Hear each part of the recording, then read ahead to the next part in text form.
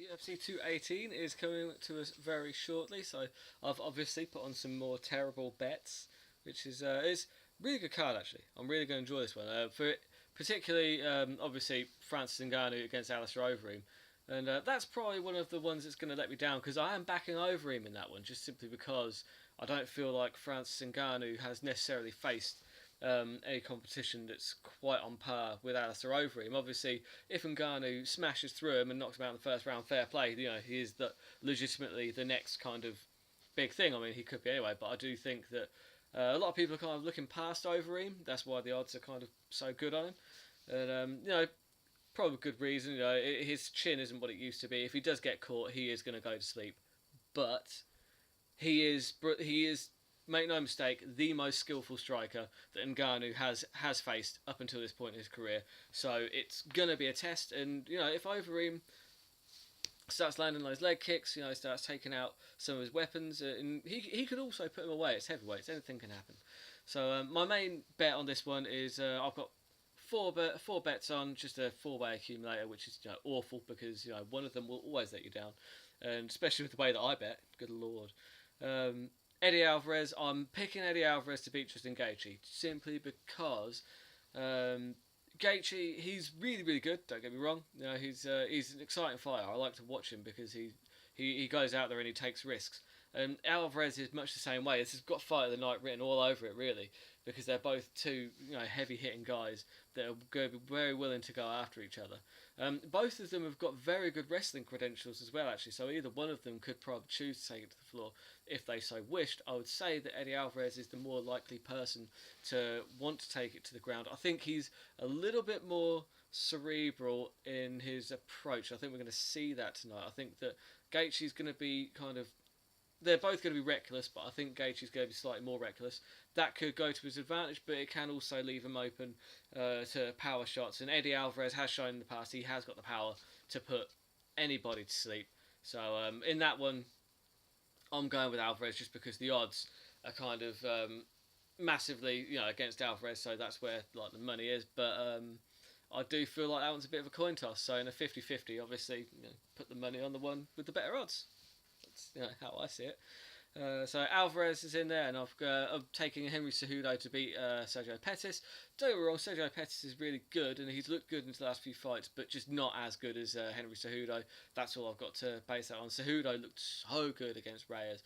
However, I mean, outstriking Reyes is not the most difficult thing to do for a lot of people. I mean, Reyes, he is a jiu-jitsu specialist, kind of primarily, but that right hand, it just that straight right hand, it was so fast the camera couldn't even really pick it up, and I just think that he's a very special talent in that division. I'd like to see him fight Mighty Mouse again.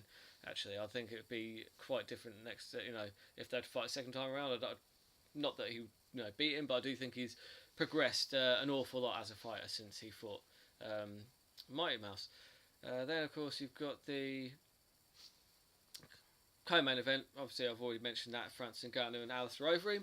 I'm going with Overeem in that one just because I think he is the most skillful fighter that Ngannou has faced to date, and Ngannou could very well flatline him in the first round. That's a very distinct possibility. It's probably the most likely outcome, but what I'm kind of leaning towards is that this isn't a fight that Alistair Overeem is not capable of winning. He's perfectly capable of winning this fight, and I think that there are some people that are kind of looking past Overeem, thinking that Ngannou's just going to blast through him, and he very well might. But again, in the heavyweight division, if you fight, Ngannou is fighting the most decorated striker in the heavyweight division's history. Don't forget. I mean, he was former K1, Grand Prix champion, Dream heavyweight champion, Strikeforce heavyweight champion. And, I mean, obviously Overeem is not quite the fighter that he was back in pre-USADA days, back when he used to be Ubereem, when he was the most frightening fighter on the planet. The guy that took out Brett Rogers, that was just a savage beating. The guy that took out Brock Lesnar. He's not quite the same fighter anymore, but he has changed his style, and he's finding some success with it. Ducking, getting out of the way, and just going back to his technique rather than just kind of bull rushing people and just smashing through people. So that'll be an interesting fight. Ngannou could very well just hit him with one punch and that's it. But I do think that Overeem could be slightly more elusive, and put up a better fight than a lot of people are expecting. In the main event, I'm going with Chael Sonnen's kind of philosophy on this one. When a young fighter beats an older fighter, and then they rematch, the same thing happens, but faster. Max Holloway is most likely going to win this fight again.